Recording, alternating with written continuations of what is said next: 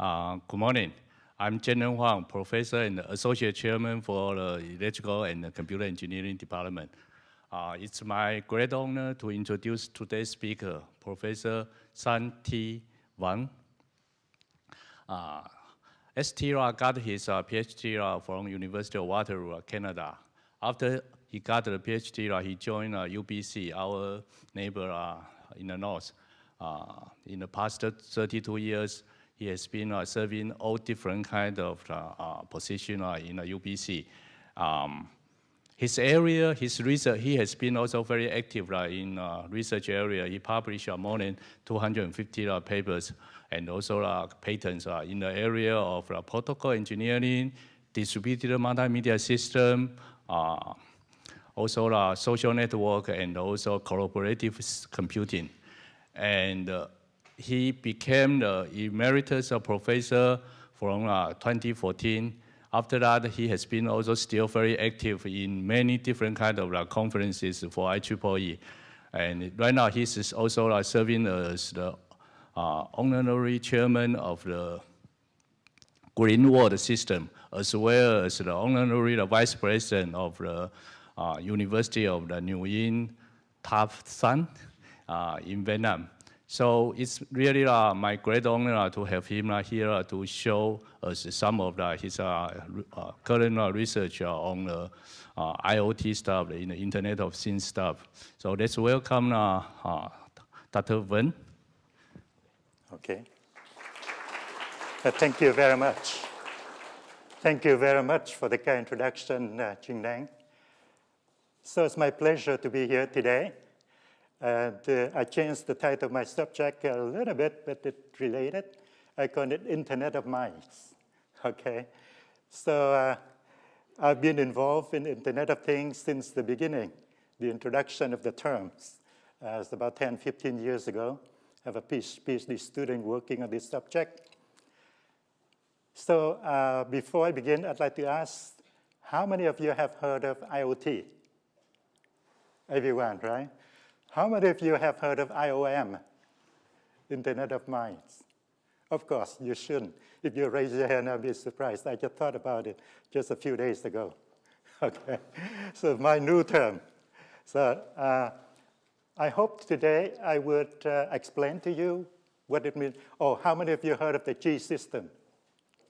Of course, you probably, I've conceived this idea, the G system related IOM, but we have not really disseminated the idea. So I hope that you would get the idea of the G system by the end of the talk, and IOM. And all of these meant for the advanced society. Okay, it sounds quite ambiguous. I mean, it sounds quite ambitious. So this is the outline for my talk. And when we talk about Internet of Things, people usually talk quite a bit about what we call Industry Revolution 4.0. How many of you have heard of Industry Revolution 4.0? How many? Yeah, I guess fewer people than those who know IoT, because in academia, we heard a lot about IoT, but only in industry, people would talk about Industry Revolution 4.0. But the two are sort of very closely related. I will give you a definition of that too. And then we will look at, researcher, we like to look at the future. We like to predict the future. We like to expand our mind and our vision. And so we'll be talking about what I call Industry Revolution 5.0 too. Even though we are just the beginning of Industry Revolution 4.0, which is driven by Internet of Things. And then I'm discuss a bit about opportunity and challenges of IoT, IOM, and conclusion.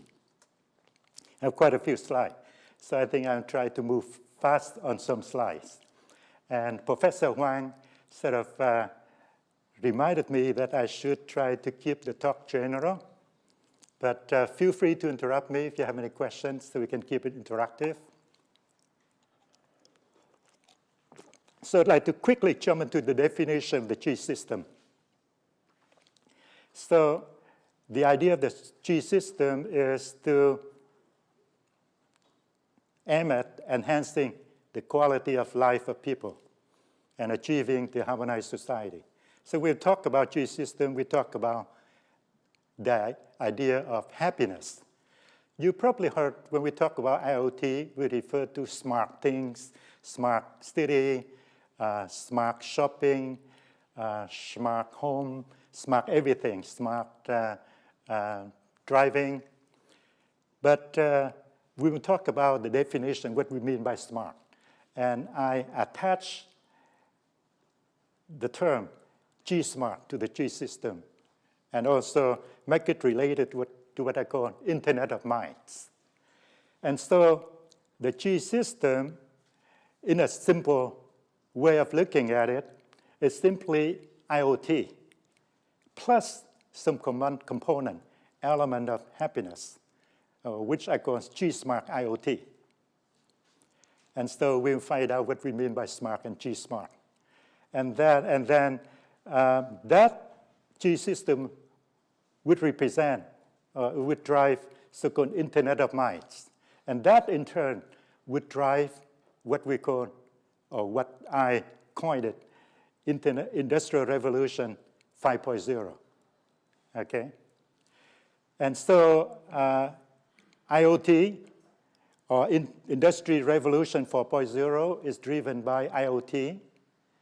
Then the next revolution, 5.0, is driven by IOM, Internet of Minds, where certainly my sort of related to wisdom, happiness, feeling, intuition, something of higher level kind of things. So something that we cannot get achieved easily by low-level processing machine. So people begin to talk about AI, to talk about high-level concepts. And so we talk about wisdom here. Now we begin to get a handle of it. And we are getting into this kind of concept. And that can be facilitated, enabled by technology. So quickly, we try to define Industry Revolution 4.0. So to make it easy, the way we understand Industry Revolution 4.0 is simply smart things. Smart industry, smart factory. And by smart factory, we refer to a complex system with huge number of components, intelligent components, autonomous components, which are interconnected through a very ubiquitous kind of network, so-called Internet of Things. And we will explain to you, how many of you really familiar with Internet of Things here? Yeah, a good handful. How many of you just heard of Internet of Things but not so familiar? Okay, more number of people. So I spent a bit of time explaining what Internet of Things is. But anyway, when we talk about smart things, nowadays we refer to Internet of Things, like smart home, smart city, smart car, smart watch, smart healthcare, shopping, smart farming, even smart tourism and hospitality. So anything, nowadays if you see smart, then most likely it's Internet of Things system. So Industry Revolution 4.0. When we talk about 4.0, there've got to be first revolution, second, third, and now we're at fourth revolution. So what's the first one? First one is the revolution where we have the steam power. Steam, the idea of using steam to create energy, power, is something really new, and it's revolution. And that happened toward the end of 18th century. And then the next revolutions, over 100 years, about more than 50 years later, second generation, it happened when we have electricity. Electricity now we take it for granted, but it's quite a discovery. And it happened the early 20th century. And then it's about more than 50 years later, 70 years later, in the 1970s, we have the third revolution. It's brought about by the introduction of computer. The end of 60, beginning of 70, we have IBM 360, IBM 370, and mainframe, you know. And nowadays, certainly a small PC, even your cell phone, would be more powerful than the IBM 370 or 360 that usually take huge amount of space here. I would say the whole space here, the front part. For 360, the entire system, 360, 370, with the air conditioning system and all the hard drive bulky. So anyway, with the computer introductions, that would facilitate automation. We can have automation and so on. But recently, in the last few years or so, starting and ongoing, we have fourth generation. And that's driven by what we call cyber physical system. That's another term, sort of equivalent to Internet of Things. So just to recap, Industry 4.0 now, people talk quite a bit about it. People talk about, from Industry Revolution 4.0, people talk about university model 4.0, and quite a few other 4.0. But essentially, it refers to Internet of Things. So what is Internet of Things? So when we talk about things, what do we mean by things? And when we talk about Internet, obviously, we know that there is the idea of interconnectivity. So the idea here is anything can be connected to the Internet. You look around, anything you can see around here, the table, this remote control, or the light, and the table, the chair, the speaker, the shirt, the glasses, the watch, even, you know, your bone, implanted in your bone, in your ears. So you look around, everything, the wall, the clock, you can make it connectable to the Internet. So how can we make it connectable to the Internet? You know, we would think that it's a simple thing. It's just inert things, non-connectable. And the way we make it connectable to the Internet is attach to it, embed to it some component, some sensor, some RFID, some devices that give us the storage capability and the memory capability, the computing capability, okay? So the way IoT is defined generically is the kind of network of physical objects, such as devices, vehicles, buildings, every other item you can think of, embedded with electronics, that is something that capable of storage device, and processing device, and plus software inside, of course, or firmware, and sensor, and so enabling it the network connectivity capability, and then this object would be able to collect data and to exchange data and to communicate with other devices, with other systems through the so-called Internet of Things. Okay, so that's the definition. And who came up with that term? Kevin Ashton from MIT. He's a researcher focusing on RFID, okay, the chip, little chip. And there's different type of RFID. And so now you look at the common things available out there in the market that would consider as things that can be connected would be the fridge, the ring, the pan, the thermostat. That shows the Nest thermostat, famous Nest thermostat, the garage door control, and everything else, speaker. And so how many of those we have? How big is Internet of Things? So you can think now a few 100 billion of things that people conceive that should be connected. And how many have already been connected? Some estimate a different figure. Some estimate would be about 10, 15% of those connectable things. So it's about 30, more than 30 billion things have been connected already. And this number is growing, increasing. And now back to the question, what we mean by smart. Perhaps you might think of some great philosopher or some great mathematician, theoretician, who very smart, who can think fast. But in the new definition of smart, that's not enough. If you're a very smart guy and you just hide yourself in one place, it's not considered to be smart. Nowadays, the way smart's defined is the ability to be connected. It has to be related to connectivity.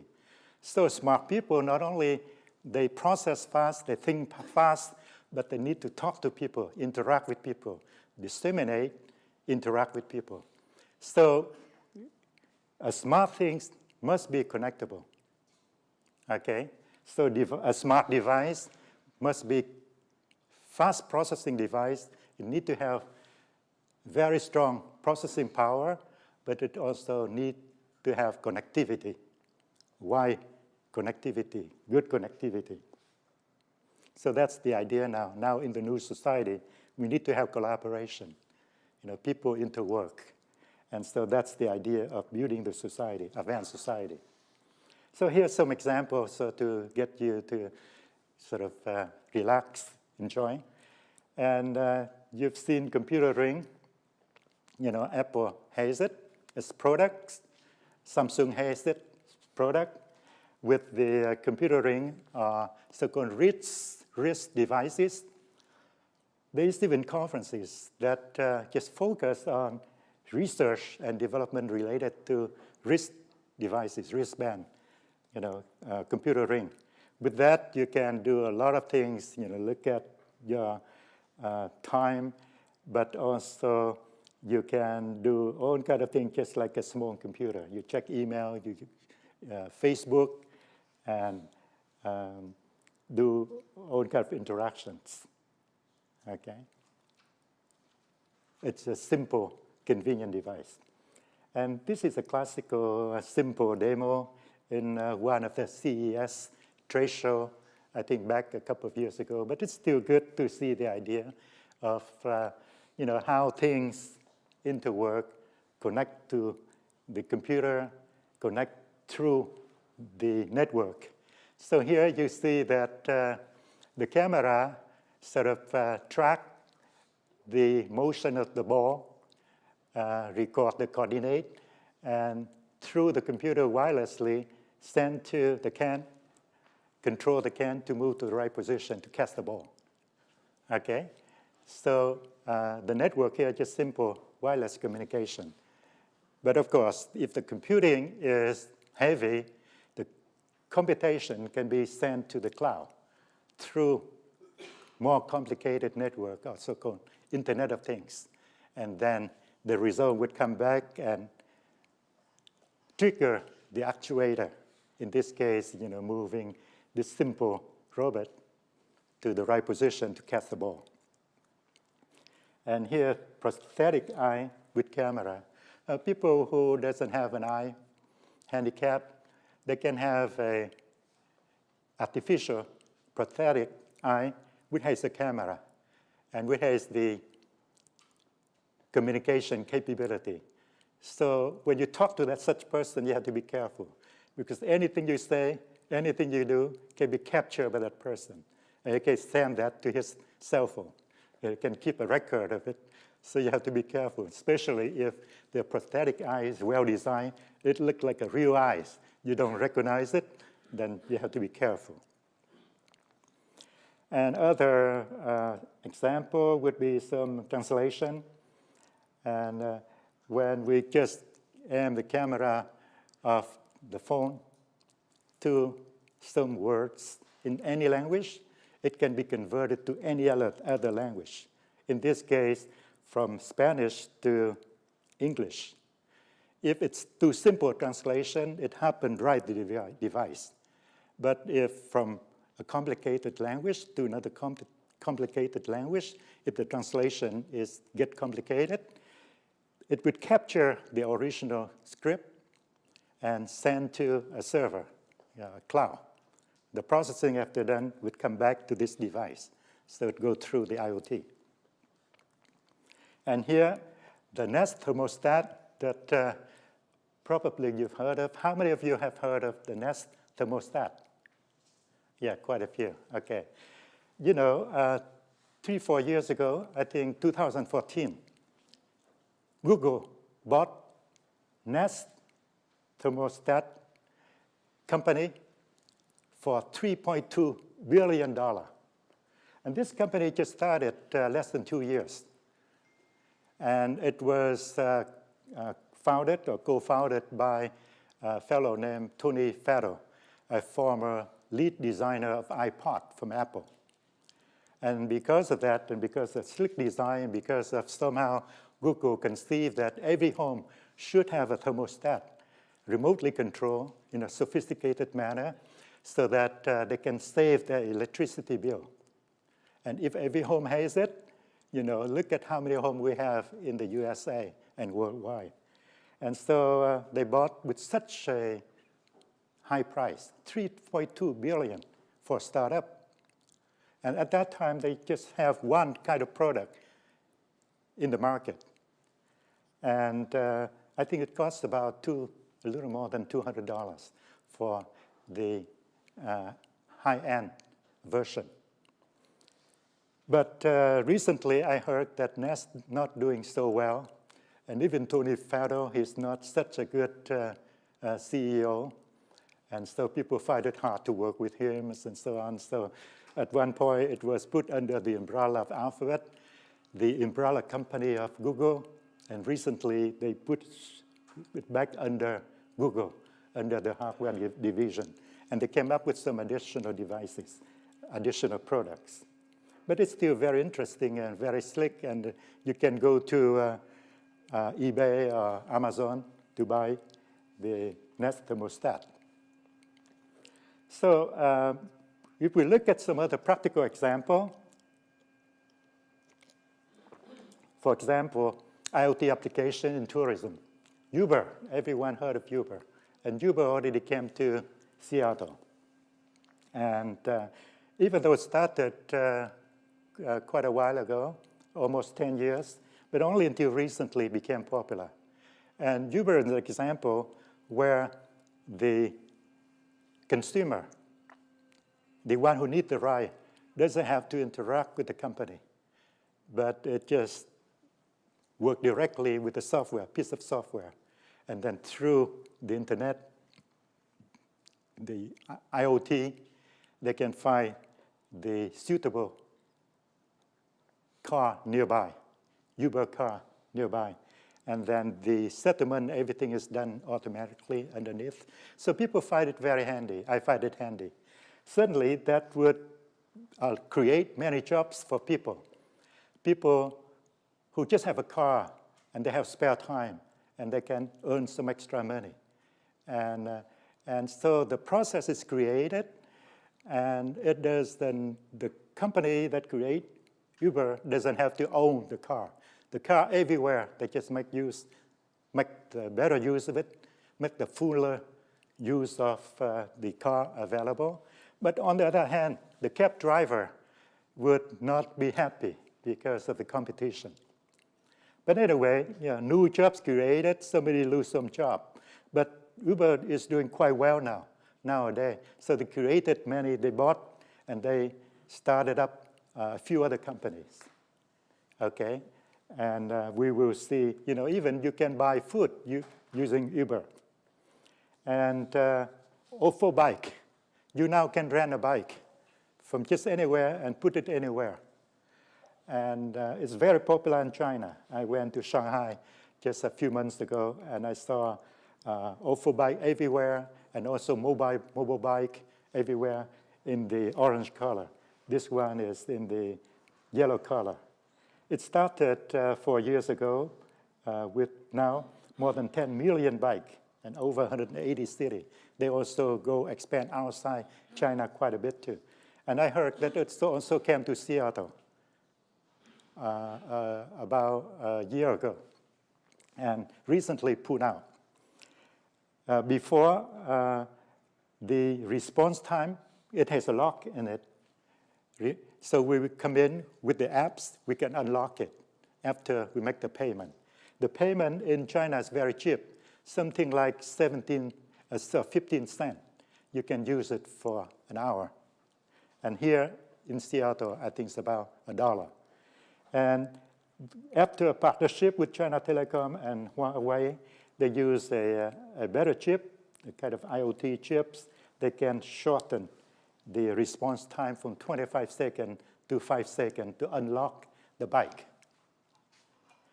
And here in Seattle, we also have similar services, IoT system.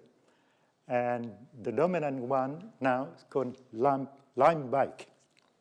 So if you go outside, in downtown area, I don't see many on campus here, but I was in Shanghai University. I see a lot of such bike on campus. And Lime Bikes is there, and I heard that Chum, the company subsidiary owned by Uber, is also getting to the market, and so is Lyft. So the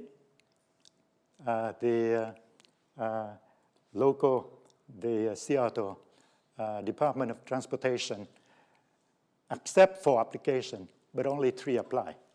I think those 3 I mentioned. There are 2 who has been operating before, but they pull out for some reason, ofo and Spin. In fact, one of the reasons they mentioned because the license fee is too high, $250,000 annual licensing fee, and they allow up to 5,000 bikes. It means the license fee for each bike around $50. They consider that to be quite high, and so they pull out. But anyway, working well in Seattle can help them to spread out in the US entirely, and people love to bike, especially in the summer. So this is what's happening in reality. The IoT used to be something people talk about, think of research, exoteric research, but nowadays it came into practice. And for hospitality area, we can talk about mobile key. Before you come to a hotel, you register, you pay, and you got a digital key that comes to your phone. And with your phone, you go in and you can unlock the room, and probably with NFC code or some other kind of ID. So that would be very convenient. It saves time to wait at the hotel. So in general, IoT system can be considered a system with 4 major components. The observing or sensing component.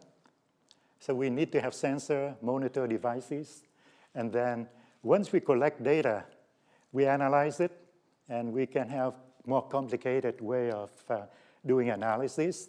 We hypothesize, and we optimize, we do predictive. People talk quite a bit about predictive maintenance so that we can recognize before the problem happens, so we can fix it inexpensively. And for that, we need theory, research behind, such as cloud computing, big data, machine learning, analytics, decision system, AI. So AI now become a big thing. Here where we need smart things, AI-related things. So everywhere now, people create an AI center. And Professor Vuong just discussed with me, he's going to make a trip to Taiwan, to participate in the opening ceremony of some AI center. And I heard AI center open here, left and right, especially in Asia, quite a bit. Asia tried to catch the trends very well. And then outcome of, after we've done all the analysis, the optimization, there would be decisions about the change. There would be actuator to implement the outcome of all of our analysis. You know, for smart farming system, for example, we can sense about the humidity of the soil, and we can sense whether the soil has enough fertilizer. And after analysis and understanding what kind of plants, crops we want to do, then we can decide when to turn on the water, when to activate the fertilizers, and so on. So this is, in general, generic IoT system. It must have these 4 parts. And for that, you know, we deal with different kind of discipline here. So in a sense, when we talk about IoT system, if we talk about IoT physical layer per se, or network layer per se, then we just talk about interconnectivity. But then a lot of stuff are added on top of it. And so we have to be worrying about big data, data mining. We have to worry about cloud computing, sensing devices, RFID, and communication through wireless, and 5G network. And then we talk about different applications like healthcare and entertainments and some other, and e-commerce and so on. So in a sense, IoT cover quite a few disciplines. And so when I give a talk a couple of years back, some student come up and tell me, oh, I'd like to work in IoT. So give me a suggestion to how do I get started. You know, it's hard to say. If you like database, data mining, then you look at the big data issue. But if you are the network person, there's a lot of research issue related to networking. You know, the standard protocol. TCP is not suitable anymore for IoT when you deal with devices that has small processing capability and it has low bandwidth. And so the protocol need to be changed, and security issues and many other things. And if people look at application, they can stay on top application. They can look at AI and the different discipline in AI, deep learning. And so IoT cover a wide discipline. And so now back to the question of smart. We discussed and we emphasized quite a bit. So for each of the phases here in the 4-phase system, it needs to have some capability. It needs to have some smart software, firmware, hardware. And so in general, for IoT system, we see the application out there with robots, with chatbots, and sometimes people refer to as the virtual assistant. It has the strong chatbot component and natural language capability, not just text for chat, but chat by voice, natural language synthesis, processing, involving deep learning. And so for any stage of the 4-stage system, we do need smarter tool. We need smart tool. Besides interconnectivity, and it related to, and it involved IT, electronics, telecom, data science. So I have a long list there. And even quantum science, and even exoteric things that people talk about like non-physical or zero-point energy science. So this is a bit exoteric. I don't want to, unless you have questions. But feel free to ask me, to raise, to stop me if you have a question. So nanomaterial science, things need to be smaller, and even neuroscience, modern psychology, creative science. So all of these has to be integrated to provide a sophisticated, smart system, IoT system. And so when we talk about Internet of Things, from a practical point of view, nowadays, 5G is forthcoming. It's already here. And so we've got to have connectivity to 5G. And with 5G, we mean broadband communication. We have also small bandwidth, narrowband communication as well. And then, because we talk about smart things, it got to involve AI. And we have to deal with big data. Why? Because when we collect data from devices, we have huge amount of data. Data created by human being is big but relatively small as compared to devices. You know, we can write, we can speak, we can take pictures and so on. But if you have sensor that keep sensing, you have camera that keep taking video, camera surveillance everywhere, devices everywhere.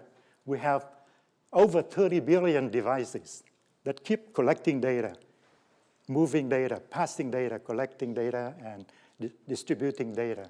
So you can see huge amount of data get collected. So what do we do with the data?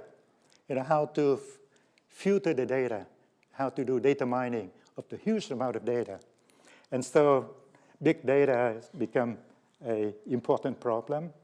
And we have to, and the data keep growing. And so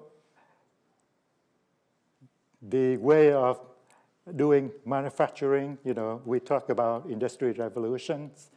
And for smart manufacturing, we need robots, chatbots, and so on. It means that we would create some new jobs in some situation. But then also it means that in many other situations, we lose jobs.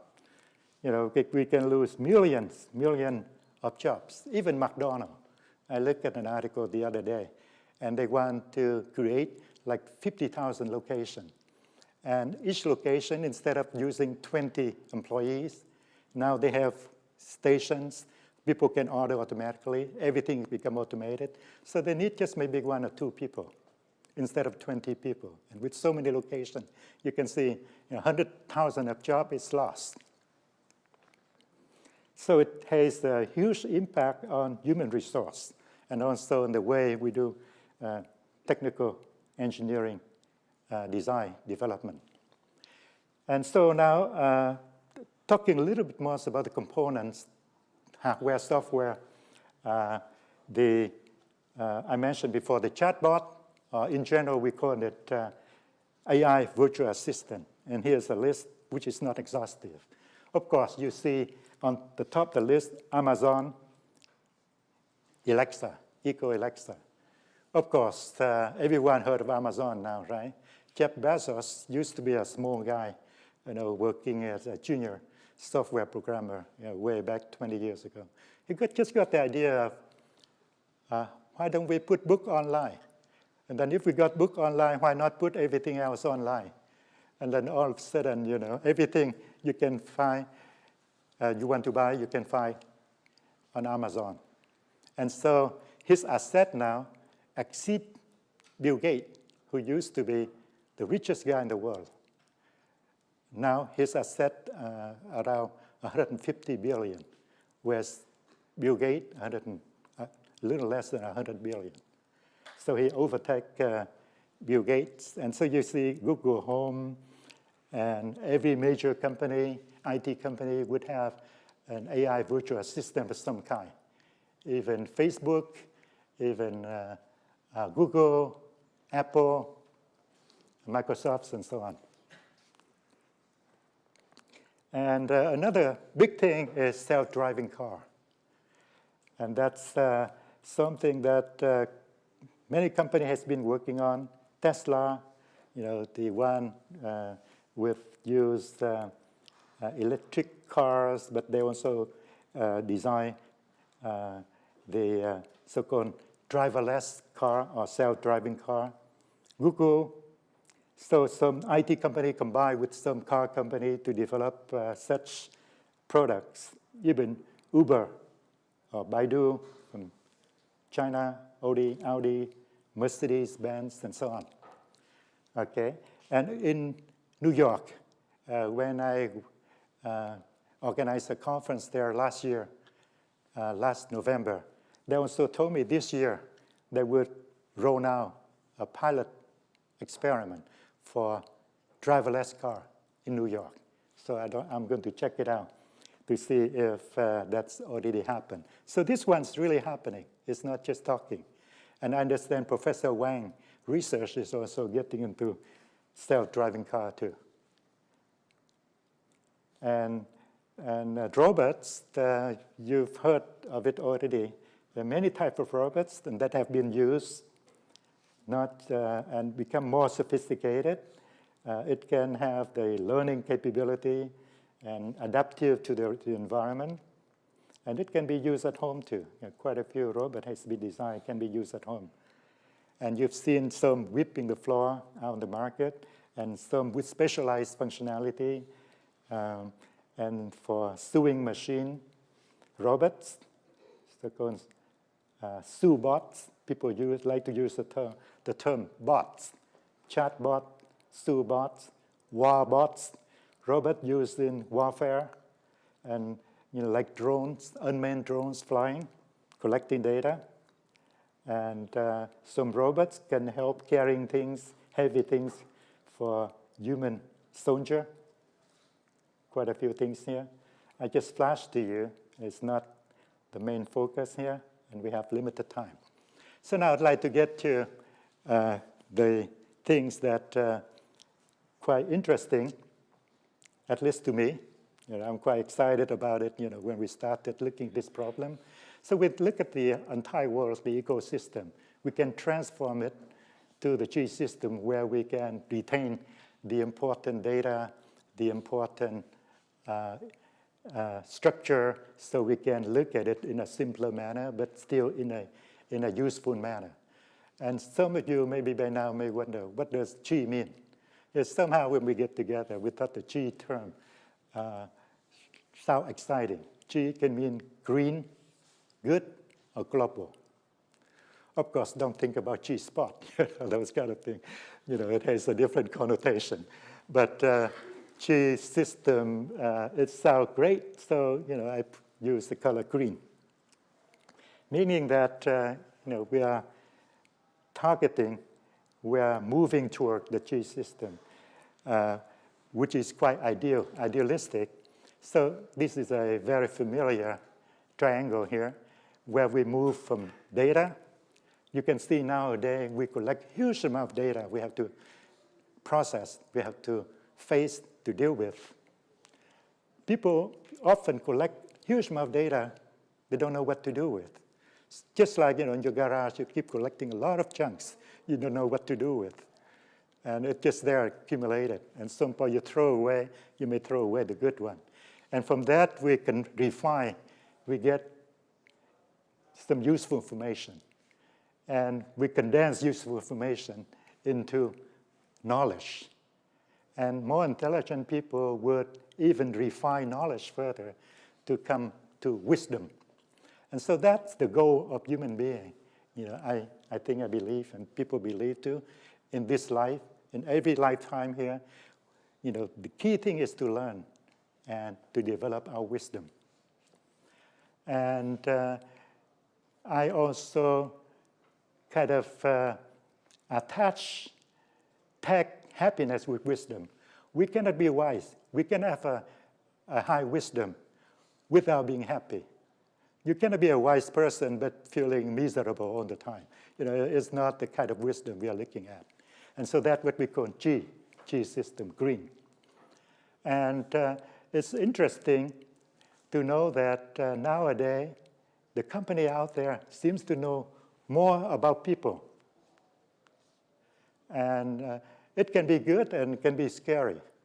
Because, sometimes when you look up, you Google something, you find out from what the system come back to you, they seem to know more about you. You want to buy car insurance, you look at it, they know which car you possess and how it's related to your homes and so on. And it's related to your other siblings and family members. So anyway, the company tend to know quite a bit about you, because when we use the internet, we access different website, and we use Facebook, social networks, and so on. So the company tend to collect huge amount of information about us. And the more data we have, the more information we have, the more knowledge we have, we can turn it to something really useful or something really scary. It can be either way. It can help people to serve the consumer better, or it can do something we don't know. And so that sounds scary.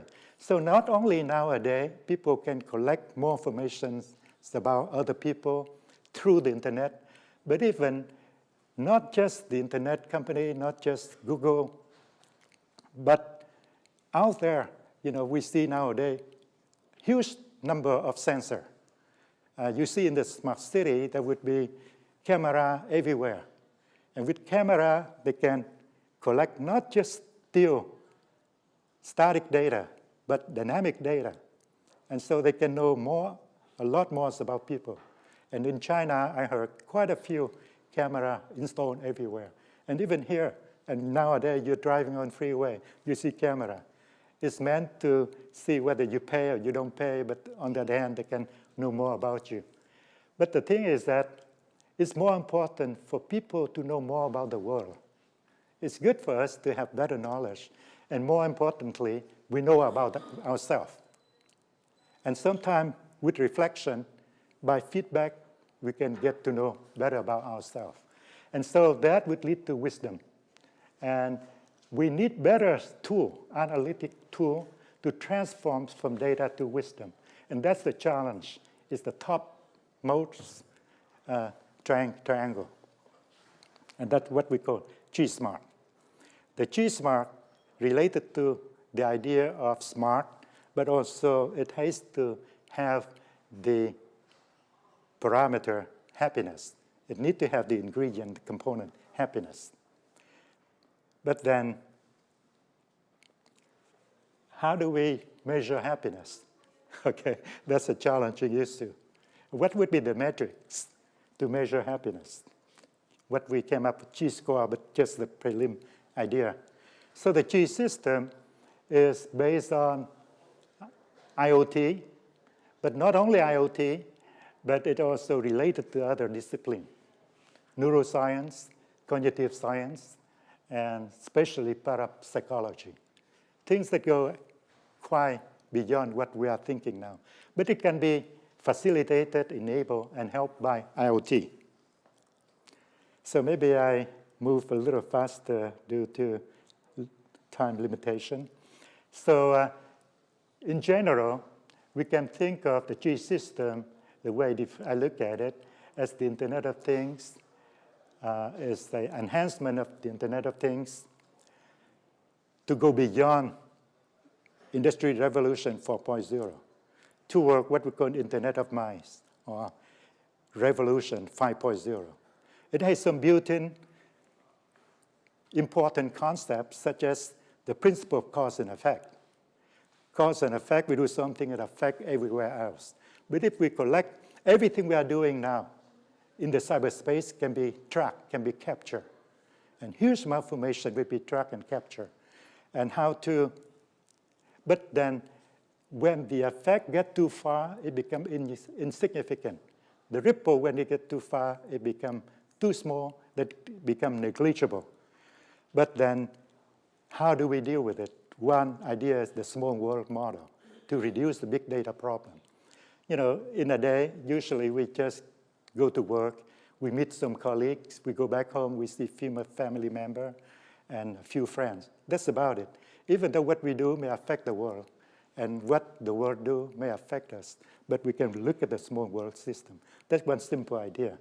And so the idea here is wherever we go, we see people, we interact. We see things, we interact. See the environment, we interact. But how we interact?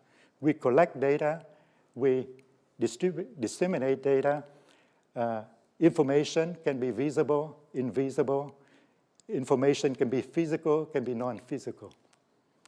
And as I mentioned, we need to have a metric to measure the advancement, to measure the degree of quality of life. And it needs to be dynamically updated. It's the kind of diachronic metric. So changing with time, not only that, it changes with locations and so on, with demography. And so people, when they move around, they decide whether they should connect, disconnect to other people, to the environment, in a kind of, we call mystic manner, or so-called karmic manner. And then we would take action, reactions. So, people worry a lot about making money. But the idea here is that money is just a means for happiness. So happiness should be the ultimate goal. And the metric is not a simple entity. And it should be a multidimensional. And it's not linear, non-linear. And it's very challenging. I think it requires collaboration among disciplines, including, I mentioned before, neuroscience, cognitive science, parapsychology, all of these to come up with the right kind of G-score. It doesn't mean that we'll live here in the advanced society we're unhappy. And we know that yesterday Paul Allen passed away. He made great contribution to UW, to the building next door, and here total something like 40 million. And he's the young age, he's younger than I, and left behind 40 billion or so. And yet he died so young. And so we have to re-examine things. And so maybe this is a good question to ask you. Professor Julian Lundstad from Brigham Young University did some experiment interviewing a few thousand people, or 10,000 people. And they come up with a bunch of elements here, trying to decide what would be the most important element for longevity, for long life. Can you tell which one most important? You look at this one. Anybody has any suggestion? Maybe let me, since time's limited, here's the ordering. Social integration, interaction. Close relationship is very close to the top one. And then you thought that exercise would be very important, but it's not in the top 5. Okay? And we can understand why Facebook became so successful, because it promotes social interactions. And elderly people, when they sit around by themselves, they pass away quickly. But if they interact with people, if we have a way through IoT to encourage them to interact with people, then they can extend their life. And so I just flash some of these slides, things that we can see for the G network at the beginning. We talk about the G gateway so that people would have the common basis for interactions. And then we have G node. So every device should have some kind of G middleware to allow them to communicate with other people, to decide whether from the device they should talk to other people in a way that everyone would win. So this is the architecture we had in the initial stage. We used quite a bit of peer-to-peer model.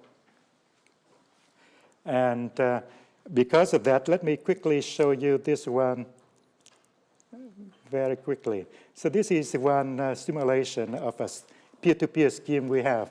We divide the whole space, the whole world, into hexagonal. And to improve scalability, instead of having a single gigantic server, or even cloud, we distribute the processing, the storage, to all the devices, all the peer. So everyone moving around would carry devices that can help participating in the process of finding down who would be surrounding me that I wish to communicate. So if you look at the green things here, is the device I'm looking at. And there is a kind of an area of interest. This area of interest can be extended, can be shortened, and the distance doesn't have to be geometric distance. It can be demographic distance. And so I would know who would be within the vicinity I'm interested in keeping track of and talking to. And then everyone can take turn to be the master node, which keep track of all the guys within that hexagonal. And when he leaves, a hexagonal, another guy would come in and take his place as the master node. So this way it worked in a peer-to-peer manner. It would scale up because I mentioned data become huge, and so we need to have a way to support scalability. So now I just got to the conclusion. IoT lead to opportunities, but also potential pitfall or challenge, improve operations and cost, enrich and personalized experience, better quality, new services, create some new jobs, but be careful, we can lose some jobs. Some new challenges, paradigm shift. So students need to be aware of this paradigm shift so they get into the right kind of skill domain. But there's still some technical issues, security especially. And quite a few of research challenges too, but I just quickly list them here. One of the things are called unintended consequences. It may be good to get to know. Sometimes we want the system to work in a certain way, but then due to some fault or malicious intention, it may work differently. Look at the smart toilet. If you just use it, and if the lid just keep closing back and forth, hitting your back all the time, it becomes really annoying, right? Or keep flushing all the time, then you don't want that to happen. So anyway, it's whether or not we want it, it's coming. It would create huge impact to our life. And on the other hand, the future is in IoT and also enhancement of IoT, leading to what I call Internet of Minds. And here we refer to G-Smart. Not only smart, but G-Smart. So it would help to improve our quality of life as well as this environment, protecting the environment, and without hurting, harming others and the environment. So, but the G system and research, IOM research, still at the infancy stage. We should think of small projects, practical and expanded. And then in the advanced society, wisdom must be developed, must be elevated. And it can be developed internally within oneself, but also via IOM. Whenever we take an action, we assess our action. Other people would do ranking, would do the assessment. We combine both, and it would affect the G-score. And G-score is not based on the number of dollars. And you see the rich guy based on IT, they usually use a portion amount of their money to give back to the society, to do charity works and so on. You look at Bill Gates, you look at Jeff Bezos, and all the other guys. The top 10, for example, it would be quite interesting. So maybe my final word to you is be G-smart. Whether you're a faculty, whether you're a grad student, whatever you do, enjoy doing it and stay connected, stay happy. If you do startup, I know most of you would love to do startup, you know, people in the Seattle area with Microsoft, with Boeing, and people in Silicon Valley area too. Some investor may knock your door, or you go out and you work, you got the idea. I have many students who did startup too. Try to think of a social problem and try to come up a solution to a social problem and do something you like to do. Money will take care of it by itself. It's needed, but it's not your main goal. Your main goal is to be happy, okay? With that, I thank you, and I don't know whether we have time for one or two questions. Thank you for your attention.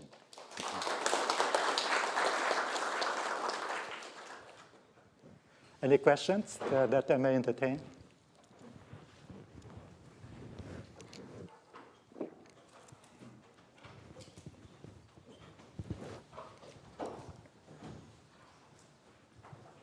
Question? Any question at all? Yes, please. Is IoT or IOM a focus, an academic focus at UBC? Not really. That's a good question. I'm the only one who really work on IoT. I'm in computer science, Some colleague at ECE does a little bit of work sort of related to 5G in a sense that we can say that related to IoT. You know, if we talk about IoT in a sense of IoT focus per se or network layer per se, then no. But other people work on big data, data mining. We even just created a data science center. And AI, quite a few people, you know, we have very strong AI groups. So because we talk about IoT in a broad sense to cover everything, then yes. But on the other hand, specifically, then no. You know, if you talk about working directly on products, prototype, that can be delivered outside or commercialized, then the quick answer is no. But I know there's some guy who is very interested in working with happiness theory. And I just bumped into him just before I retired, became emeritus. So we didn't have a chance to collaborate. Thank you for the general questions. Do we have more questions? No? If not, okay, let's thank ST again. Thank you. Thank you for your attention.